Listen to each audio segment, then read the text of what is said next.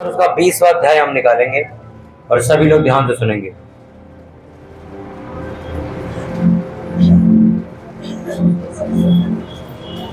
उस्ताद जी, आपने बाइबल खत्म कर दी है। बाइबल खत्म हो जाती है, इसके बाद आपको यूहन्ना रचित सुसमाचार नहीं मिल रहा।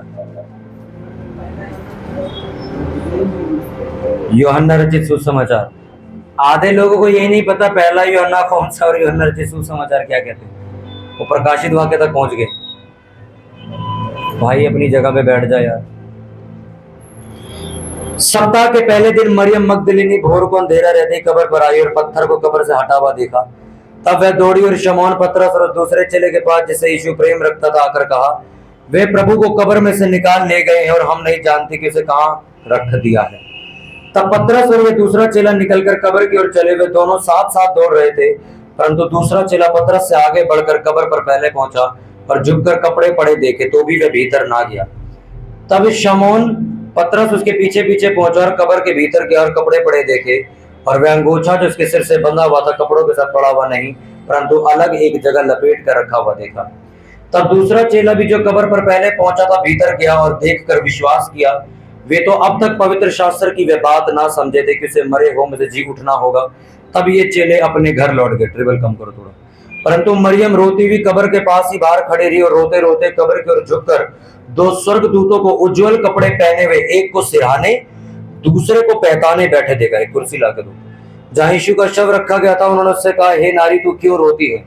उसने उनसे कहा, वे मेरे प्रभु को उठा ले गए और मैं नहीं जानती कि उसे कहां रखा है। यह कहकर वह पीछे मुड़ी और यीशु को खड़े देखा, पर ना पहचाना कि यह यीशु है। यीशु ने उससे कहा, हे नारी, तू क्यों रोती है? जिसको तू ढूंढती है?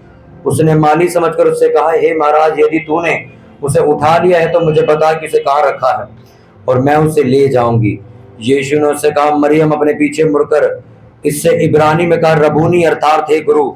यीशु ने उससे कहा, मुझे मत छू, क्योंकि मैं अब तक पिता के पास ऊपर नहीं गया, परंतु मेरे भाइयों के पास जाकर उनसे कह दे कि मैं अपने पिता और तुम्हारे पिता और अपने परमेश्वर और तुम्हारे परमेश्वर के पास ऊपर जाता हूँ। मरियम मगदलिनी ने जाकर चेलों को बताया, मैंने प्रभु को देखा और उसने मुझसे ये बातें कही हैं। सब बोलो ऊंची आवाज में आमीन। हालेलुया। अपने पड़ोसी को बोलो, ध्यान से सुन। सुनने से ही विश्वास पैदा होता है। चलो ओके है, ठीक है।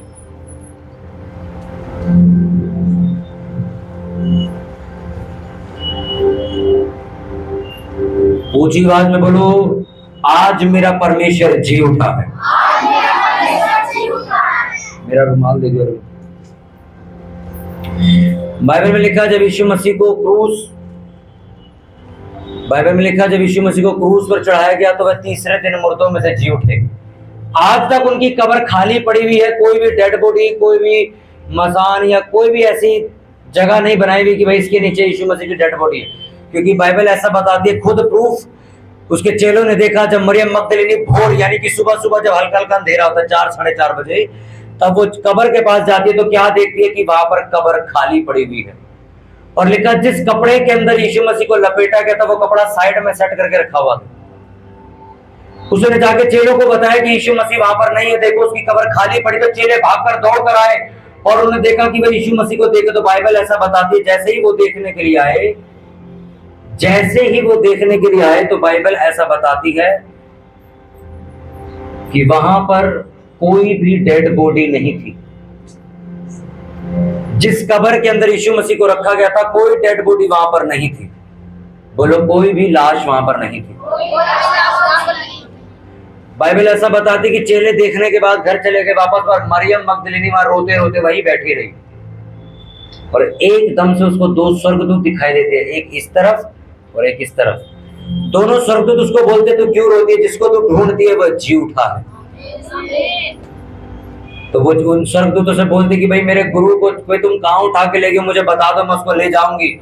तो उसने कहा, हम कहीं उठा के नहीं ले गए, बल्कि जो पवित्र शास्त्र में लिखा है कि वह मुर्दों में से जी उठेगा। लिखा, यीशु मसीह मुर्दों में से जी उठे। बाइबल ऐसा बताती, पीछे एक व्यक्ति खड़ा हुआ जिसने उसको बोला कि जा मेरे चेलों को बोल कि मैं उनसे पहले मिलने को आऊंगा। तो उसने सोचा कि कोई माली खड़ा हुआ जो गार्डन की बगीचे की रखवाली के लिए खड़ा। तो उसने ध्यान से देखा तो वो प्रभु यीशु मसीह वहां पर खड़े हुए थे। इतनी बात जब आपको पता चलेगी, एक बात जो आज मैं आपको बताना चाहता हूं, जो परमेश्वर ने आपको बोलने के लिए कही। सब दुनिया को, आज पूरी दुनिया में हजारों लाखों करोड़ों लोग इस त्योहार को मना रहे होंगे कि आज हमारा यीशु मसीह जी उठा है। यीशु मसीह की कहीं भी फोटो नहीं लगी हुई, क्योंकि मरे हुए लोगों की फोटो लगती है, यीशु मसीह मरे हुए नहीं है, इसलिए आज प्रभु यीशु मसीह की कहीं भी आपको तस्वीर नहीं दिखेगी। हमारा परमेश्वर जीवित है, वो आज भी लोगों को चंगा करता है, आज भी भविष्यवाणी करके तुम्हारे भेदों को खोल देता है, वो आज भी लोगों को छुटकारा देता है, आज भी लोगों के नशे छुड़वाता है। बाइबल ऐसा बताती कि जब वो जी उठा तो मरियम मगदलीनी को जब ये बात पता लगी तो वह भागती हुई चेलों के पास गई, और चेलों के पास जाकर उसने क्या कहा मालूम? उसने कहा प्रभु जी उठे हैं और अब वो कब्र में नहीं। मैंने प्रभु यीशु मसीह को जी उठा देखा। और लिखा जैसे ही उसे ये बात बता रही थी तो वो कमरा चारों तरफ से बंद था, लिखा यीशु मसीह उनके बीच में आ गए। किसने देखा यीशु मसीह को सबसे पहले जी उठने के बाद? बोलो, किसने देखा यीशु मसीह को जी उठने का? ऊंची आवाज में बोलो, बाहर वाले किसने देखा सबसे पहले? मरियम ने देखा। मरियम मर्द थी कि औरत थी? बाकी अभी बाहर वाले सोच रहे हैं कि मर्द थी औरत थी। मैं आपको सच बात बताऊं, अगर आप पढ़ लिख कर भी वचन नहीं निकाल पा रहे ना बाइबल में, तो सोच लो कितना बुरी हालत है तुम्हारी। एक अनपढ़ व्यक्ति तो पहले ही अफसोस कर रहा है, यार मैं काश पढ़ लेता तो मैं बाइबल पढ़ लेता। तुम पढ़ लिखने के बावजूद वचन नहीं निकाल पाए तो सोचो तो तुम्हारा ज्यादा नुकसान है। कौन था सबसे पहला जिसने प्रभु यीशु मसीह को देखा और जाके बताया? कौन था बताओ? एक आदमी था कि औरत थी? एक लेडीज ने सबसे पहले जाके यीशु मसीह का प्रचार किया बाइबल में। क्योंकि आप देखो, चेले आए थे, उन्होंने देखा भी, पर वो चुपचाप घर चले गए थे। पर मरियम ने आके देखा और जाके चेलों को बताया, वो साथ वालों को बोलो उठ जाए। हालेलुया। इसीलिए आज अगर आपको ये बात जो परमेश्वर ने बोली अगर आप समझ जाओ तो आपकी जिंदगी चेंज हो जाएगी। बाइबल में लिखा कि जैसे ही प्रभु यीशु मसीह जी उठे, एक लेडीज ने जाके सबको बताया कि यीशु मसीह जी उठे, चलकर देखो उसकी कब्र खाली पड़ी हुई। क्या बोला? चलकर देखो, वहां पे कब्र खाली पड़ी हुई। आज की लेडीज क्या कर रही है? क्या तुम्हें नहीं पता यीशु मसीह जी उठे? और आज की लेडीज घर जाके बता नहीं रही है। आज की लेडीज तो घर जाके अपनी बाइबल भी छुपा देती है कि कहीं मेरे आदमी को पता ना चल जाए मैं चर्च जाती हूं। वो तो वो कर रही कि उसको ये बोला गया कि आप प्रभु भोज वाले दिन सफेद कपड़े पहन के आने, तो वो घर जाके सफेद कपड़े उसके आने से पहले चेंज कर लेती है कि किसी को पता ना चल जाए कि मैंने सफेद कपड़े पहने थे। आज की लेडीज तो बपतिस्मा लेने से भी डर रही कि मेरा आदमी मुझे क्या बोलेगा, मेरे बच्चे मुझे क्या बोलेंगे। और उस टाइम की लेडीज देखो, मरियम, ये वो मरियम नहीं जो यीशु मसीह की माता थी, ये वो मरियम थी जो यीशु मसीह के साथ चल के सेवा कर रही थी। उस टाइम पे एक नाम के बहुत सारे लोग होते थे।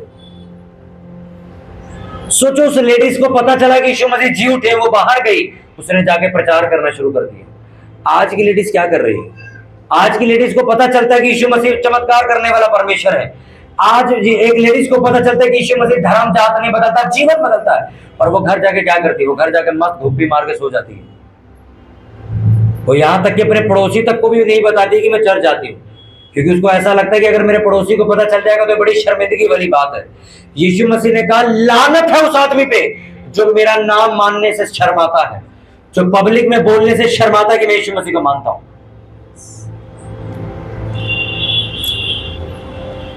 ऐसे मसीह लोग हैं जो अपनी गाड़ी के आगे क्रॉस नहीं लगाते। उनके पास स्कूटी, बाइक, कार है, वो अपने गाड़ी के आगे यीशु मसीह का नाम नहीं लिखवाते। उनको ऐसा लगता है कि यार लोग क्या सोचेंगे। अरे लोग क्या सोचेंगे? हम उस दुनिया में रहते जहाँ कुत्ते की कब्र को भी पूजा जाता है। एक कुत्ता मर जाता है ना, उसकी भी पूजा कर लेते हैं लोग। अरे तुम तो फिर जीवित परमेश्वर की उपासना करते हो जिसने आसमान और धरती बनाई। तुम्हें किस बात की शर्म, अगर उन्हें शर्म नहीं है? लोग तांत्रिकों के पास जाते जो जिंदगी में तुम्हारा कुछ नहीं कर सकते। जो बाइबल में लिखा, एक इंसान तुम्हारा उद्धार नहीं करवा सकता। उस तांत्रिक के पास जाते जो सुअर मांगता है, ये मांगता है, वो मांगता है, तब वो नहीं शर्माते। सरेआम चौराहे पे आके जादू टोना करते हैं, सरेआम चौराहे पे आके जिंदा मुर्गा चढ़ाते हैं, सरेआम आके आग से पता नहीं क्या क्या करते हैं चौराहे पे। उन्हें शर्म नहीं आती। और सोचो, तुम प्रभु यीशु मसीह को, जिसने सरेआम तुम्हारे लिए मार खाई, सरेआम अपना खून बहा दिया, साबित कर दिया कि उसने आसमान और धरती बनाई गए, तब तुम उसे मानने में शर्म आती है। सुशीला आंटी, गिर जाओ पीछे, गिर जाओ देखने के लिए, लेट जाओ पीछे, तब दिख जाएगा तुम्हें। तुम वॉलंटियर होकर लोगों को डिस्टर्ब करते हो। कोई चर्च का विश्वासी नहीं देखने का, वहां वॉलंटियर होकर तुम देख रहे हो उसको। एक फोन बजता है चर्च में तो हम उसे उठाने के लिए बाहर चले जाते हैं।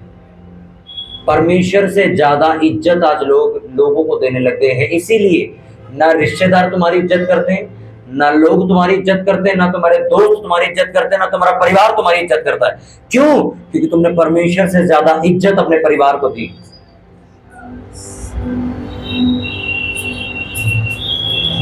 एक लड़का चर्च में आता, जैसे उसने बढ़ना शुरू किया तो कहता, मेरी मम्मी ने रो रो के मेरे पैर पकड़ के बोला, अगर तू चर्च जाएगा तो हम मर जाएंगे, ये हो जाएगा, वो हो जाएगा। उसने इमोशनल होकर चर्च छोड़ दी। आज कहीं का भी नहीं है वो, ना वर्शिपर बचा है, ना प्रचारक बचा है, ना कुछ नहीं पता कहां है वो। परमेश्वर ने क्या कहा? अरे जो तू आज छोड़ रहा है ना, ये तेरे पीछे आएंगे लोग। पर आप सोचो, एक लड़की को खुश करने के लिए आप यीशु मसीह को छोड़ देते, एक वाइफ को खुश करने के लिए, एक हस्बैंड को खुश करने के लिए आप परमेश्वर को दांव पे लगा देते। और जिसके लिए तुमने सब कुछ किया वो भी तुम्हारे काम नहीं आया। परमेश्वर का वचन कहता कि अन्य जातियों में शादी मत करना। तुमने अपनी बेटी की खुशी पूरी करने के लिए अन्य जाति में शादी कर दी, अपने बेटे की खुशी पूरी करने के लिए अन्य जाति में शादी कर दी, यहोवा का वचन तोड़ दिया। आज वही लड़का तुम्हें पूछ नहीं रहा।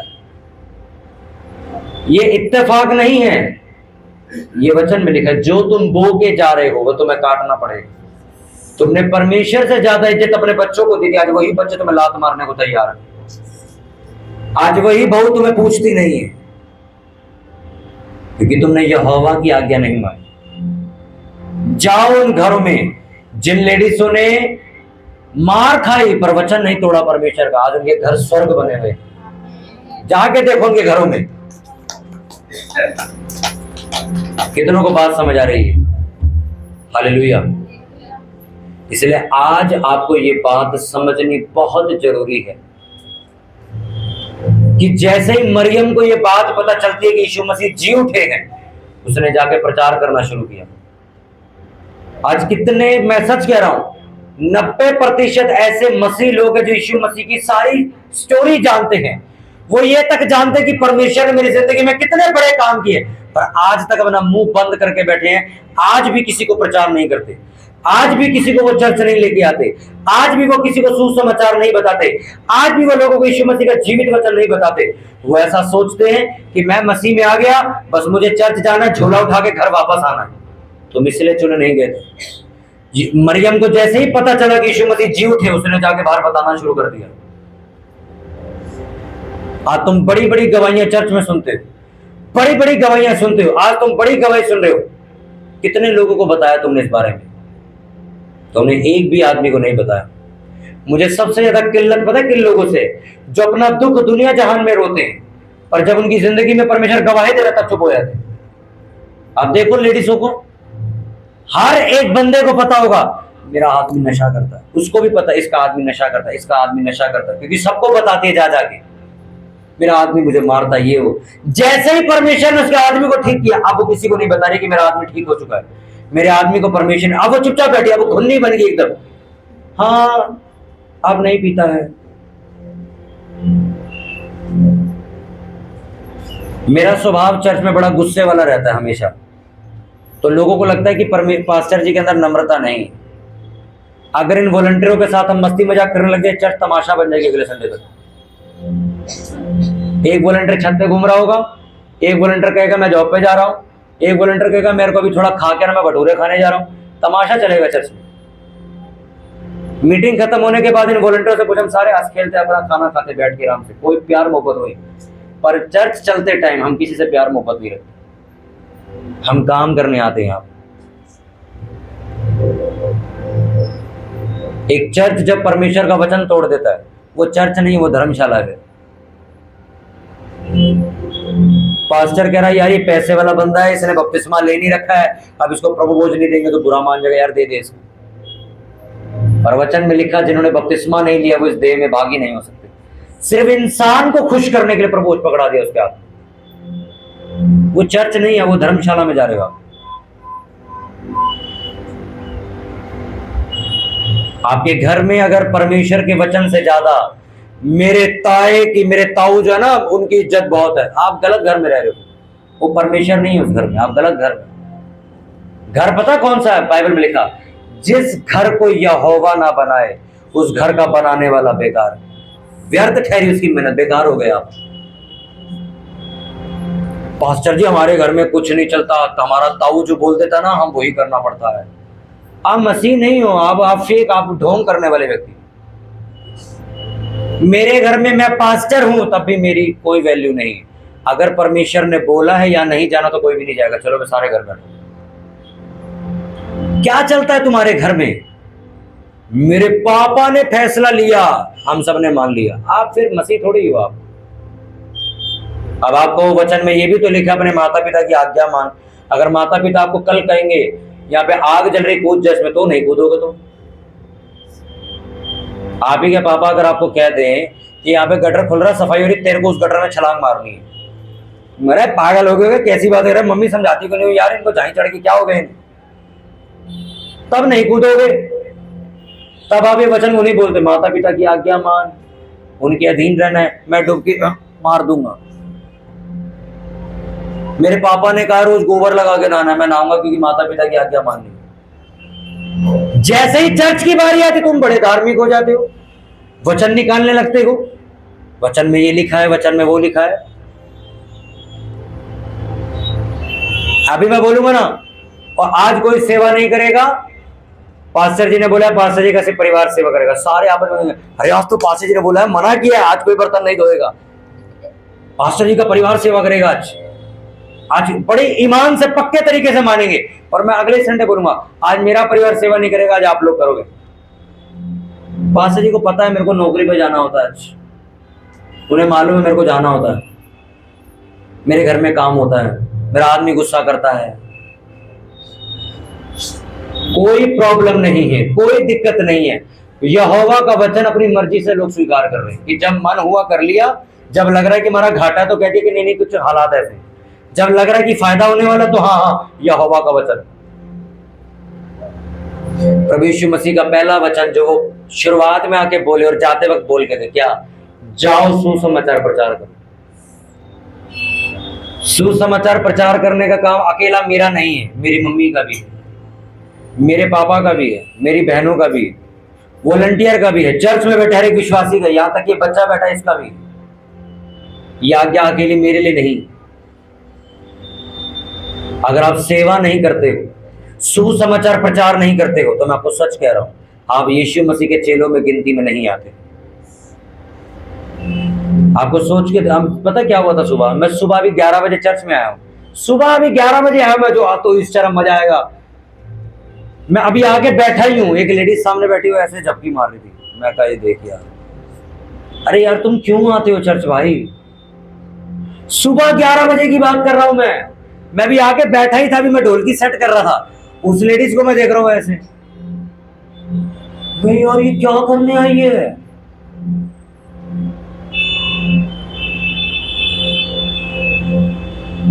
अभी मीटिंग खत्म होते रात के 12 बजे तक नींद नहीं आएगी।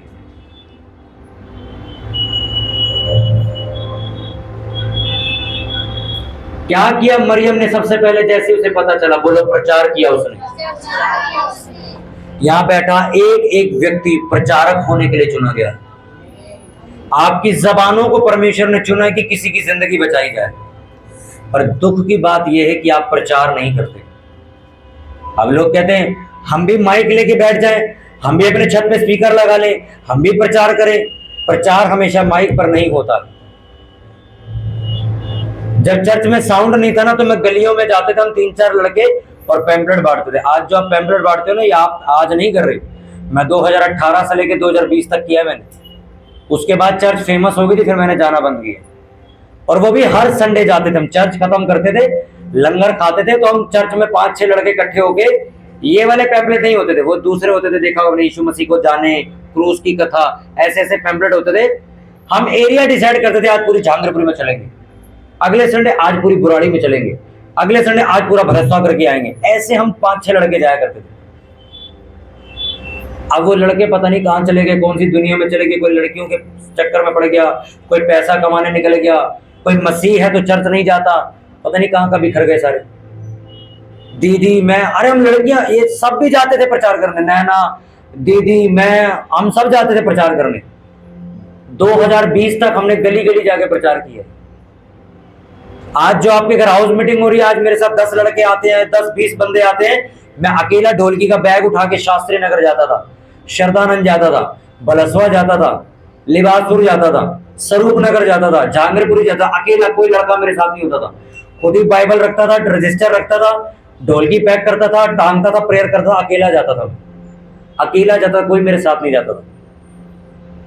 मेरे पापा तो उस टाइम मैं कमाता नहीं था, मैं उस टाइम मेरे ख्याल से 10वीं या 11वीं में था मैं, तो मेरे पापा रोज मुझे 50 या 60 रुपए देके जाते थे बस का किराया। तो मैं बस लगा के मैं हफ्ते में कम से कम 8 से 10 मीटिंग करके आता। एक दिन में उस टाइम मैं 2 बार जाता था, दोपहर में एक जगह जाता था, फिर वहां से निकल के शाम को एक और घर में जाता था। और जितने पुराने लोग ये बात जानते हैं, मैं जॉब से आके, आपने देखा होगा मैं हाउस मीटिंग में था, बैग में चर्च में रखता था। अभी मैंने 2 साल पहले जॉब छोड़ी है, जॉब से आके बैग रख के फिर आप लोगों के साथ में हाउस मीटिंग करने जाता था। आपकी तो अभी सोचो, जॉब शुरू हुई तो आप कह रहे हो हम थक जाते हैं। क्या परमेश्वर तुम्हें इस्तेमाल करेगा यार? परमेश्वर टीम भी उन्हें देता है, लोग काम करने वाले उन्हें देता है जिसको परमेश्वर जानता है कि इस बंदे ने अकेले भी सेवा करी है, इसको आज लोग भी चाहिए। ये जितने लोग मेरे साथ काम करते हैं ये बात जानते हैं, अगर हम ना भी करें पास्टर जी अकेले भी करते, क्योंकि पहले अकेले कर रहे थे। एक चर्च का जो पोस्टर आप बनता हुआ देखते हो, एडिटिंग देखते हो, अब वो दूसरे लड़के करते हैं, वरुण करता है और अमन करता है, प्रदीप करता है। ये काम भी मैं खुद अकेला करता था, सारा दिन बैठ के पोस्टर बनाता था, फिर सरमन डालता था, रील बनाता था। संडे चर्च खत्म होने के बाद, ये नैना से पूछना, मैं खुद पोस्ट डालता था 2018 में। चर्च खत्म होने के बाद जो फेसबुक पे पोस्ट है तो मैं डालता था जाके, सारा काम मैं खुद ही करता था। साउंड चलाना मुझे इसलिए आता क्योंकि मैं जब ढोलकी पे गाता था, मैं और दीदी गाते थे, तो मैं साउंड के नजदीक बैठता था, खुद ही साउंड चलाता था, बजाता भी था और साउंड भी चलाता था। मैं कोई वो व्यक्ति नहीं हूं कि आज मेरे पास लोग हैं काम करने के लिए तो मुझे आता नहीं। एक दरी का धागा भी कहां से सस्ते में मिलता मुझे मालूम है, खुद मैं और मेरे पापा लेने जाते थे। आज जो चीज आपको यहाँ 500 की मिल रही है वो 100 रुपए की कहां से मिलेगी, मैं आपको यहां से बैठ के बता सकता हूँ। मैं इतना दुकानों पे घूमा हूं। मैं सदर बाजार जाता था अकेला, जब कोई था तो था नहीं मेरे साथ, दीदी वगैरह जॉब करती थी, तो मैं अकेला जब सदर बाजार जाता था, पैसे जेब में रखता था, पूरा सदर बाजार मैं घूमता था कि कहां से मुझे ये चर्च का एक फूल सस्ता मिल सकता है, मैं ढूंढ के खरीद के लाता था। ये चीज 500 की मिल रही, सारी शाम घूम के मैं कहता 100 की मिल रहा खरीदूं। इसलिए आज जब लड़के जाते हैं मैं उनको फोन पे समझा देता हूं कौन सी गली में तुम्हें सामान मिलेगा, क्योंकि वो इतनी बड़ी मार्केट, आप सारा दिन घूम लो खत्म नहीं होगी। वो भूल भुलैया की तरह मार्केट बनी, मैं सारी घुमा हुआ हूं, कौन सी गली से रास्ता कहां निकलता। मैं ये बातें आपको आज क्यों बता रहा हूं, क्योंकि जिस दिन 2017 में मुझे ये बात मालूम पड़ी कि यीशु मसीह जीवित हो चुके हैं और मेरी जिंदगी में उन्होंने हीलिंग कर दी है, उस दिन से लेके आज तक किसी भी तरह मैं यीशु मसीह का प्रचार कर रहा हूं, और आज तक मैंने किसी से तारीफ नहीं ली। मुझे जैसी लोग मेरे पास आते हैं ना, पर पास्टर जी आपने बड़ा जबरदस्त प्रचार किया, मैं उसी वक्त उसको बोलता हूं आप जाओ सेवा करो। मुझे तारीफ से नफरत है।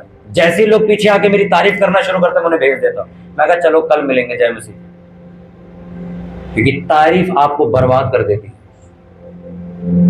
मैं तारीफ करने के लिए सारे काम नहीं करता। तारीफ तो आप समझ लो, रोज हमारे प्रेयर नंबर पे फोन आते हैं, बड़ा अच्छा प्रचार है दीदी आपका। हम कमेंट के भी जवाब नहीं देते बैठ, मैं देखता भी नहीं किसने क्या कमेंट किए, क्योंकि जब आपका मोटिव से प्रचार करना, लोगों को बचाना हो जाएगा, आप प्रचार करोगे, बाइबल उठाओगे, घर जाओगे, आप वहां पे ऑफरिंग इकट्ठी करने के लिए नहीं रुकोगे कि कोई मेरे हाथ में आके चंदा दे मुझे। हालेलुया। एक पास्टर को मैंने देखा, वो एक घर में गए सेवा करने के लिए। तो आपको मालूम है कि जब कोई पास्टर घर में आता तो हम उसे खाली हाथ नहीं भेजते, चाहे आप हो चाहे मैं हूं। मेरे घर भी कोई पास्टर आएगा तो मैं खाली हाथ नहीं भेज सकता, ये नियम है। तो हम पास्टर को कुछ ना कुछ दे के भेजते। तो एक पास्टर एक घर में गए, यहीं किसी एरिया के थे, नाम नहीं लूंगा मैं। तो एक घर में गए तो उन्होंने बीज दिया ही नहीं उनको। आधे घंटे तक पास्टर बैठा रहा कि शायद देंगे शायद देंगे शायद देंगे। तो जब दिया नहीं तो अगले संडे जब चर्च लगी तो पास्टर ने ताना मारा, मैं लोगों के घर जाता हूं, लोगों को बीज बोने की भी अक्ल मौत नहीं। ध्यान से समझो, उसको अगर ये बात याद रह गई तो इसका मतलब वो यही करने गया था। आपको 2018 में मैंने, मेरे शब्द थे, प्रभु लोग आके मुझे 500 रुपए का नोट देंगे, लोग मुझे आके 200 रुपए का नोट देंगे, उससे मैं अपना जीवन नहीं चलाना चाहता। वो तो चलो बीज है, किसी ने दे दिया ठीक है, पर मुझे अपना बिजनेस दे, ताकि कल को जब मैं 50 लाख की गाड़ी खरीदूं तो लोग मुझे ये ना बोले इतने चर्च के पैसे खाए। उनको मालूम हो इस बंदे के पास अपना पैसा है, ये चर्च से पैसे नहीं लेता। मैं कल को 5,000 का भी कुर्ता पहनूं ना चमकने वाला, तो लोग ये ना कि इसने हमारे पैसे का खरीदा। उनको मालूम हो ये बंदा कमाता है, इसने खुद से पैसे खर्चे। मैं जब क्रिसमस पे गया, इतनी महंगी मैंने ड्रेस खरीदी, मैंने कहा यार कुछ ज्यादा ही पैसे, ज्यादा नहीं हो गए। मैंने 10,000 रुपए से एक कपड़े पे खर्च दिए थे। और मैंने एक बात अपने साथ वॉलंटियर को बोली, मैंने कहा ये पैसे मैंने इसलिए खर्चे कि अगर तुमसे कोई पूछे कि पासे ने 10,000 रुपए का ये चीज पहनी है, तो बोलना कि पासे जी पैसे चर्च से लेके नहीं पहन के आए, उनको परमेश्वर ने बरकत दी है, तुम्हें भी देगा। अगर आज आप इस चर्च में बैठे हो, अगर आप इस चर्च की शिक्षा को वैसे ही मानते हो जैसा सिखा के मैं भेज रहा हूं, तो मैं आज 20 अप्रैल को ये आपसे वायदा करता हूं, आने वाले समय में आप महंगे कपड़े पहनोगे नहीं, दोगे लोगों को गिफ्ट में कि तू पहन ले।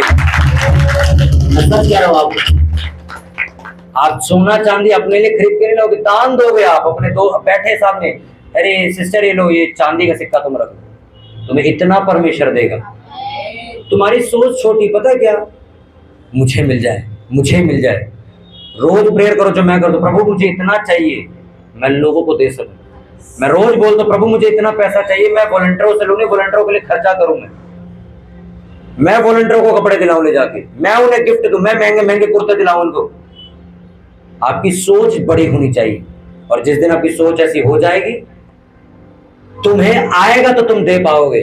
जीवन जल की नदी तुमसे बहेगी ना, तो नदी पहले कहां आएगी, तुम्हारे पास आएगी। मरियम ने गई, जाते ही देखा यीशु मसीह जी उठे, जाते ही प्रचार शुरू किया। आज आप चर्च में आए हो, जाओ और प्रचार करो, अपने पड़ोसी को प्रचार करो। अरे तुम बोल नहीं सकते, इंटरनेट पे पोस्टर लगा के प्रचार करो। अरे वो भी नहीं कर सकते, चर्च से पैम्पलेट लेके जाओ, पूरी गली में चिपका दो जाके। आपके घर के आसपास बस स्टैंड भी होगा, पैम्पलेट उठाओ, रात को निकलो, अपने लड़के को लो साथ में, या शाम को जाओ, 20-25 पैम्पलेट चिपका मारो बस स्टैंड पे।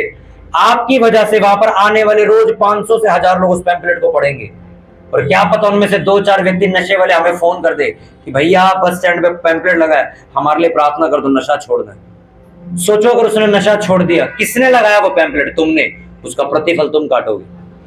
पर हम सोचते हैं ये पैम्पलेट ले जाके मैं क्या करूंगी। मैं तो एक लेडीज के घर गया, मैं तो इतनी हंसी आई मुझे, सोचो दिमाग, पैम्पलेट लेके अपने घर के अंदर चिपका रखे। मैंने कहा यहां क्यों लगाए ऐसे, कहते आपने कहा था ना लगाने दीवारों पे। एक लेडीज पीछे आई, प्रदीप को कहती वो नई मीटिंग के जैसे पिछले महीने पोस्टर छपे थे उस पिछली डेट के, तो इस महीने की डेट के छपेंगे, तो उसको देने लगे, ये लो आंटी प्रचार करना। कहती मेरे पे पिछले महीने वाले पड़े, मैं बांट दूंगी। वो कहता उसमें तो क्रिसमस का फंक्शन था, उसको दे दो ईस्टर का, नहीं मैं वही बांट दूंगी।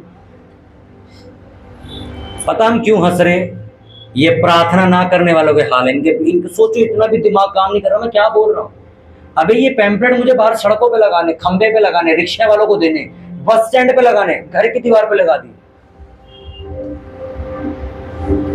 तो स्वर्गदूत भी आपस में कह रहे नहीं ले जाए इसको यार, मैं आदू छोड़ दूंगा इसे। मरियम को जैसे ही पता चला यीशु मसीह जी उठे, उसने प्रचार शुरू किया। कितनों को बात समझ आ रही है। मैं जब ऑफिस गया ना, मेरे ऑफिस का हर एक व्यक्ति मेरे ऑफिस का हर व्यक्ति जानता है कि मैं यीशु मसीह को जानता हूं, और मैं उन्हें भी चर्च के लिए हर संडे इनवाइट करता हूं। जिस गली में चर्च शुरू हुई, जिस गली में मैंने पहली बार यीशु मसीह को जाना, उस गली का एक भी बंदा ऐसा नहीं, ज्यादातर जिनको मैंने हम चर्च ना लेके गए उठा उठा के, जो टकर जाए वो शनिवार फोन करूंगा, संडे चलियो। दोस्त मिल गया, मैं भाई तेरे को संडे फोन करूंगा, चलियो। सबको मैं एक एक बार लेके गया। वो अलग बात है कि वो नहीं आए, पर मैंने अपना बीज जरूर बोया है। कभी किसी के साथ बैठो, रिश्तेदारों के साथ बैठो, कुछ भी बैठो, कोशिश करो कि ये ना बोले मैं बोलूं और ये मेरी सुने। और मैं इसको परमेश्वर का वचन बताऊं। आप चुने गए हो प्रार्थना करने के लिए और प्रचार करने के लिए। सोचो आपने किसी को प्रचार किया, भाई चर्च जाने से ऐसा होता, और वो बोले तो खुद जाता है संडे को चर्च। तुम्हारा जीवन बदलेगा, दुनिया अपने आप तुम्हें देख के सुधर जाएगी। तुम्हारे पापा ने तुम्हें प्रेयर करते देखा है कभी? तो वो खुद भी प्रेयर नहीं करेंगे। उन्हें पता मेरा लड़का भी है, वही आलसी है, ये बातें ही करता, ज्ञान ही देता करता, मैंने कुछ नहीं देखा इस वास्ते। लोग बचाए जाते हैं जब वो तुम्हें कुछ ऐसा करता देखते हैं जो उन्होंने कभी नहीं देखा, कि ये सारी रात क्या कर रहा है बैठ के। मैं आपको सच बताऊं, मैंने चर्च जाने के लिए पहल इसलिए की थी क्योंकि मैं अपनी बहन को, दीदी को देखता था प्रार्थना करते हुए रात को। मैं कहा ये क्या नया तमाशा शुरू हुआ घर में, ये सारी रात क्या करती है, क्योंकि एक ही कमरा था, दिख जाता था। मैं कहा चलते देखते यार चर्च में क्या होता। सोचो आप कितने सख्त हो, आपका परिवार वैसा ही होगा। आप जितने ढीले हो, आपका परिवार ढीला होगा। हमारी मम्मी भी ऐसी ही है, कभी जाती कभी छुट्टी मार लेती है, तो ज्यादा सीरियसली लेने की जरूरत नहीं है। मेरे घर में कोई ढीला नहीं। मालूम, मेरी रात को 104 बुखार की तबीयत भी क्यों ना खराब हो, मैं संडे यही मिलूंगा। उन्हें मालूम है हम बहाना नहीं मार सकते, ये बंदा मरता हुआ भी चला जाता है। हमारे परिवार में सारे ही ऐसे, और चर्च में बहुत सारे ऐसे लोगों को मैंने देखा है, बाढ़ भी आ रही होगी वो चर्च आ जाते हैं। अभी बरसातें आ जाएंगे, अभी लोग, हम निकले तो थे, बरसात आ गई और मैंने ध्यान से देखा, मेरा कंधा पिघल रहा था और मैं घर चली गई वापस। देखे ना, बारिश आ रही, हम इसलिए नहीं आए। तो वही लोग, हमने देखा थोड़ा सा हमारा हाथ गलने लग गया था, खुर रहा था, मोम के बने ना हम, पानी लगते गिरने लग गया, टपकने लग गया समास, इसलिए फिर हम घर चले गए। हालेलुया। अपने पड़ोसी को बोलो प्रचार कर, तू प्रचार करने के लिए चुना गया है। पता है मैं आपसे सबसे ज्यादा खुश कब होऊंगा? जब आप आके मुझे ये बोलो पास ही हमारे लिए प्रेयर करो। नहीं, मैं खुश पता कब होऊंगा? जब आप आके मुझे ये बोलो पास्टर जी आपने हमें नहीं बोला था, पर हमने खुद जाकर ना 2000 पैम्पलेट बांट दिए। तुम्हारी इज्जत मैं छोड़ो, परमेश्वर कितनी करे। ऐसे बंदे अभी तक नहीं मिले मेरे को चर्च में जो खुद से आके बोल रहे हैं पास्टर जी हमने अपने वहां ना खुद की जेब से 1000 रुपए खर्च के एक फ्लेक्स लगवाई है, बड़ा बोर्ड लगवाया है। कोई नहीं आता ऐसे बोलने। पास्टर जी आप मीटिंग की डेट दो, हमारे परिवार ने पैसे इकट्ठे करके एक बड़ी मीटिंग करवाने का फैसला लिया, हम टेंट लगवा रहे हैं, 10-15 हजार 20 हजार का खर्चा होगा, आप आओ। ऐसा कोई नहीं आया अभी तक चर्च में। पर मैं आपको एक बात बताना चाहता हूं, परमेश्वर ने जो कल मुझे अगुवाई दी है, इतनी जबरदस्त दी है, दिल्ली की शक्ल बदल जाएगी। आप सब ध्यान में रख लो बात। मैं आपको अभी ये बात बता रहा हूं कैमरा बंद होने के बाद, इसलिए आज जो आपने वचन सुना इसको दिमाग में डाल लो। आप टाइम पास होने के लिए नहीं बुलाए गए। चर्च में अगर बातें करनी है तो ये खड़े होकर बातें करो, भाई मेरे साथ, मैं तेरे को फोन करूंगा, मेरे साथ चलेगा प्रचार करने। ये बातें होनी चाहिए तुम्हारे अंदर। अरे बहन जी आप मेरे साथ चलना, मैं आपको फोन करूंगी, हम ना उधर चलेंगे, वहां बहुत लोग होते हैं, वहां प्रचार करके आएंगे, पैम्पलेट ले लेते प्रदीप भाई से, हम चलेंगे। ये बातें होनी चाहिए, ना कि तुम छोलियां मंगा के रखना, मैं भी आऊंगी, इकट्ठे छीलेंगे, फिर आधे मैं ले जाऊंगी, आधी तुम ले जाना। कल तुम मेरे साथ गेहूं पिसवाने चलोगी, ये वाली बातें नहीं, सारी बातें होनी चाहिए कि कल तुम्हारे घर पे हाउस मीटिंग है ना, मैं अपने यहां से देखना ज्यादा लोग लेके आऊं, चलो तुम और मैं इकट्ठे रहते, हम दोनों पैसे मिला के बड़ी मीटिंग करवाते। ये बातें करो, परमेश्वर तुम्हें पैसा भी देगा। तुम मांगते नहीं इसलिए पाते नहीं। रोज प्रेयर करो, प्रभु मुझे पैसा दे, मैं बड़ी मीटिंग कराना चाहता हूं, दे देगा वो। पर तुम बताए तो हमारी औकात के बाहर है परमेश्वर, हमें मत देना, हमारे बस की बात नहीं है ये।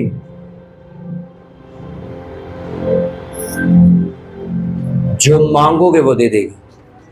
तुम्हारे पास नहीं है, कल होगा, तुम मांगना सीखो। हालेलुया। अपने हाथों को उठाओ सब जन, प्रार्थना करो कि प्रभु यीशु मसीह, आज जो मैंने आपका ये कलाम, आपका ये वचन सुन लिया है, मेरे प्रभु मैं विश्वास करता हूं कि ये वचन मेरी जिंदगी में 1000 गुना फल लेके आए। प्रभु मैं जिस भी हालत, जिस भी सिचुएशन में हूं, प्रभु मैं तेरा आज से प्रचार करना शुरू करूंगा। मैं लोगों को तेरे भवन में लेकर आना शुरू करूंगा। मैं लोगों को तेरी राह पर चलाना शुरू करूंगा। प्रभु मुझे इस्तेमाल कीजिए। मुझे प्रार्थना करने वाला अपना दास और दासी बना के खड़ा कीजिए। मेरे इलाके में किसको मुझे प्रचार देना, प्रभु मुझे बताइए। हर एक घबराहट और शर्म मेरे अंदर से खत्म हो। मेरी जबान को सामर्थ्य बनाइए। प्रभु मुझे तैयार कीजिए। मैं एक प्रचारक के तौर पर खड़ा होना चाहता हूँ। ऊंची आवाज में प्रार्थना करो, हमको प्रचारक बना देगा। प्रार्थना करो कि प्रभु मुझे प्रचार करने वाला आत्मा दे।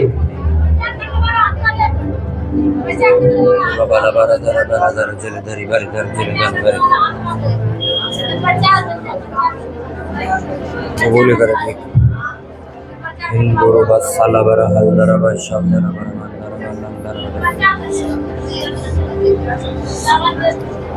दोरी बला महलंदन मदर जली हंदल बरंदन मदर जलदन करे हिंदला बरमंदर ये बरंदन दोरी प्रियंदन दोरंजली हंदल बदरे। प्रभु यीशु मसीह के सामर्थ्य नाम में मांगता हूं, चर्च जोर से पढ़े आमीन।